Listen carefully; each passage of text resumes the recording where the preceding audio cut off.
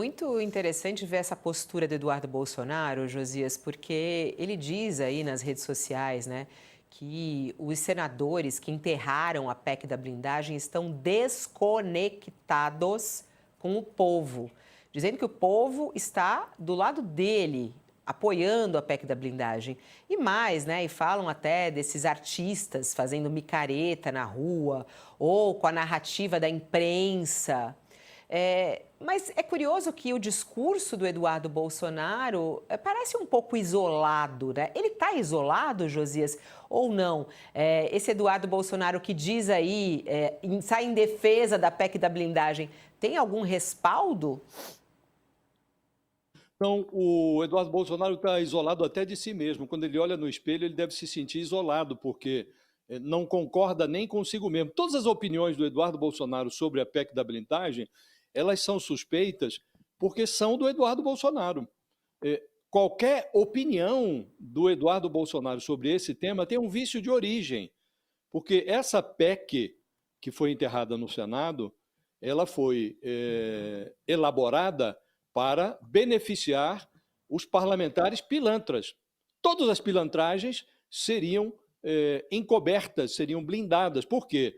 Nenhuma ação penal seria aberta sem a autorização da Câmara ou do Senado. Então, os parlamentares julgariam eles próprios se os processos contra eles deveriam ou não prosseguir.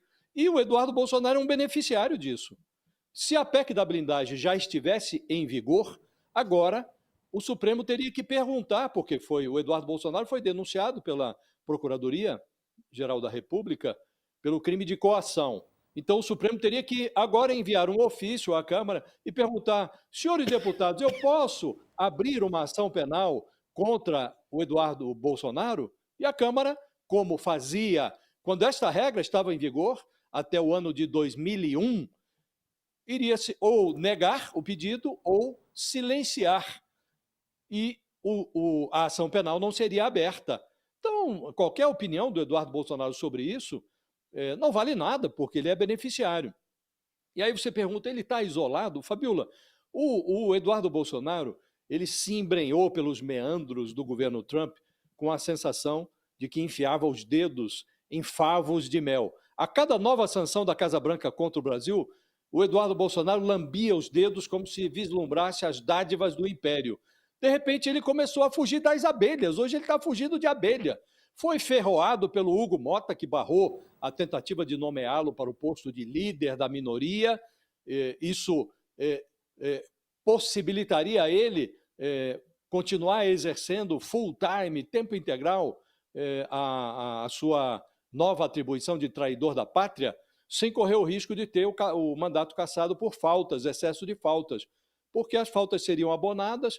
Ele já soma 23 das 29 sessões deliberativas da Câmara, o Eduardo Bolsonaro faltou, portanto, ele tem 23 faltas. Isso é mais do que o dobro do que é permitido pelo regimento interno. Logo, a Câmara vai ter que cassá-lo por falta, se não cassá-lo por coisa pior. E, além desse cerco que ele começa a sofrer na Câmara, porque também foi aberto contra ele no Conselho de Ética um processo para cassar-lhe o mandato, ele agora é réu, denunciado no Supremo e logo será réu. Então, ele era, Fabiola, o pregoeiro da anistia. Já não vai haver anistia, estão tentando lá uma redução de penas. Prometia salvar o pai, salvar todos os seus cúmplices. Hoje, o pai, o Bolsonaro, ele pede a Deus que o salve desse filho salvador, porque a situação do Bolsonaro só se complicou desde que ele disse que ia salvar o pai.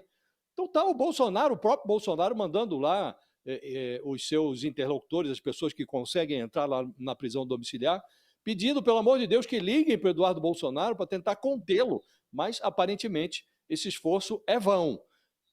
Então ele vai continuar fugindo das abelhas, Fabiola. Estava lá imaginando, degustando mel, imaginando que estava enfiando os dedos em favas de mel da Casa Branca, agora está fugindo das abelhas, cada vez mais isolado, Fabiola. Ele ladrilhou o seu próprio caminho para o inferno. Foi isso que fez o Eduardo Bolsonaro.